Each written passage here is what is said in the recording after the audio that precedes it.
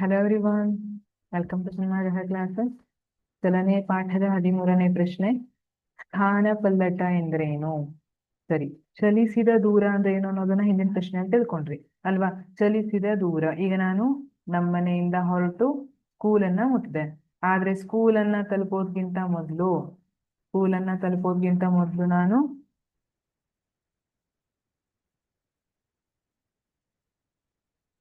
ಎಲ್ಲೆಲ್ಲೆಲ್ಲ ಹೋಗಿ ಬಂದೆ. ಫ್ರೆಂಡ್ ಮನೆಗೆ ಹೋಗಿದ್ದೆ, ಅಲ್ಲಿಂದ ಅಂಗಡಿಗೆ ಹೋಗಿದ್ವಿ. ಸರಿ, ಅಂಗಡಿ ಹೋಗಿದ್ವಿ, ಫ್ರೆಂಡ್ ಮನೆಗೆ ಹೋಗಿದ್ವಿ. ಈಗ ಚಲಿಸಿದ ಒಟ್ಟು ದೂರ ಎಷ್ಟು? ನಮ್ಮ ಮನೆಯಿಂದ ಫ್ರೆಂಡ್ ಮನೆ ಅರ್ಧ ಕಿಲೋಮೀಟರ್, 500 ಮೀಟರ್. ಅವ್ರ ಮನೆಯಿಂದ ಅಂಗಡಿ 300 ಮೀಟರ್. ಅಂಗಡಿಯಿಂದ ಸ್ಕೂಲು 200 ಮೀಟರ್. ಹಾಗಿದ್ರೆ ಈಗ ಇಲ್ಲಿ ನಾನು ಚಲಿಸಿದ ಒಟ್ಟು ದೂರ ಅಂತ ಹೇಳಿದ್ರೆ 500 + 300 + 200 ಎಷ್ಟಾಗುತ್ತೆ? 1 ಕಿಲೋಮೀಟರ್ ಆಯ್ತಾ? ಅಥವಾ 1000 ಮೀಟರ್ ಚಲಿಸಿದ ಒಟ್ಟು ದೂರ. ಸರಿ, ಇದನ್ನ ಹೇಳ್ತಾ ಇರೋದು ಯಾವುದು? ಚಲಿಸಿದ ದೂರ. ಚಲಿಸಿದ ಒಟ್ಟು ದೂರ 1000 ಮೀಟರ್ ಅಂದ್ರೆ 1 ಕಿಲೋಮೀಟರ್ ಆಯ್ತು. ನಮಗ್ ಕೇಳಿರೋ ಕ್ವಶನ್ ಯಾವುದು? ಸ್ಥಾನಪಲ್ಲಟ. ಮೇಡಮ್, ಸ್ಥಾನಪಲ್ಲಟ ಕ್ವಶನ್ ಕೇಳಿದ್ರೆ ಚಲಿಸಿದ ದೂರ ಎಕ್ಸ್ಪ್ಲೇನ್ ಮಾಡ್ತಿದ್ದಾರೆ. ಯಾಕೆ ಎಕ್ಸ್ಪ್ಲೇನ್ ಮಾಡ್ತಿದ್ದೀನಿ ಅಂದ್ರೆ, ಚಲಿಸಿದ ದೂರಕ್ಕೆ ಮತ್ತೆ ಸ್ಥಾನಪಲ್ಲಟಕ್ಕೆ ಸ್ವಲ್ಪ ಡಿಫರೆನ್ಸ್ ಇದೆ. ಯಾವ ತರ? ಸ್ಥಾನಪಲ್ಲಟ ಅಂದ್ರೇನು? ಸ್ಥಾನಪಲ್ಲಟ ಅಂದ್ರೆ ಡೆಫಿನೇಷನ್ ಪ್ರಕಾರ ಆರಂಭಿಕ ಮತ್ತು ಅಂತ್ಯ ಬಿಂದುಗಳ ಕನಿಷ್ಠ ಅಂತರ.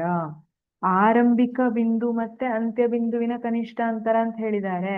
ಆರಂಭಿಕ ಬಿಂದು ಯಾವ್ದು? ಎಲ್ಲಿಂದ ಸ್ಟಾರ್ಟ್ ಮಾಡಿದ್ರಿ? ಮನೆಯಿಂದ ಹೊರಟಿದ್ರಿ, ಮನೆ ಆರಂಭಿಕ ಆಯ್ತು, ಆರಂಭಿಕ ಸ್ಥಳ. ಹಾಗಿದ್ರೆ ಅಂತ್ಯ ಬಿಂದು ಯಾವ್ದಾಯ್ತು? ಸ್ಕೂಲ್, ಶಾಲೆ ಅಲ್ವಾ?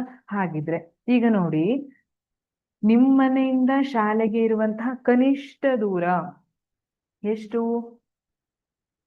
ಇಲ್ಲಿಂದ ಇಲ್ಲಿಗೆ ಒಂದು 600 ಮೀಟರ್ ಇತ್ತು, ಸರಿನಾ? ನಿಮ್ಮ ಮನೆಯಿಂದ ನೀವು ನೇರವಾಗಿ ಶಾಲೆಗೆ ಹೋದ್ರೆ ಬರೀ 600 ಮೀಟರ್ ಇತ್ತು. ನೀವು ಅಲ್ಲಿ ಇಲ್ಲಿ ತಿರ್ಕೊಂಡು 1 ಕಿಲೋಮೀಟರ್ ವಾಕ್ ಮಾಡ್ಕೊಂಡು ಹೋದ್ರಿ. ಬಟ್ ಸ್ಥಾನಪಲ್ಲಟ ಅಂತ ಕೇಳಿದಾಗ ನೀವು ಏನನ್ನ ಹೇಳಬೇಕು?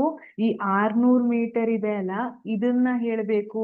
ನಾನು 1 ಕಿಲೋಮೀಟರ್ ನಡೆದೆ ಅಂತ ಹೇಳೋದಲ್ಲ. ನಿಮ್ಮ ಹತ್ರ ಯಾರು ನೀ ಎಷ್ಟು ದೂರ ನಡೆದಿ ಅಂತ ಕೇಳ್ತಾ ಇಲ್ಲ. ಸ್ಥಾನಪಲ್ಲಟ ಏನು ನಿಮ್ದು ಅಂತ ಕೇಳ್ತಾ ಇದ್ರೆ ಅವಾಗ ಏನ್ ಹೇಳ್ತೀರಿ? ಶಾಲೆ ಮತ್ತೆ ಆರಂಭಿಕ ಸ್ಥಳ ಏನಿದೆ ಇವುಗಳ ನಡುವಿನ ಕನಿಷ್ಠ ದೂರ 600 ಮೀಟರ್ ಇದೆ, 600 ಮೀಟರ್ ಅಂತ ಹೇಳುವಂಥದ್ದು. ಗೊತ್ತಾಯ್ತಾ? ಇದು ಸ್ಥಾನಪಲ್ಲಟ ಮತ್ತೆ ಚಲಿಸಿದ ಒಟ್ಟು ದೂರಕ್ಕೆ ಇರುವಂತಹ ವ್ಯತ್ಯಾಸ.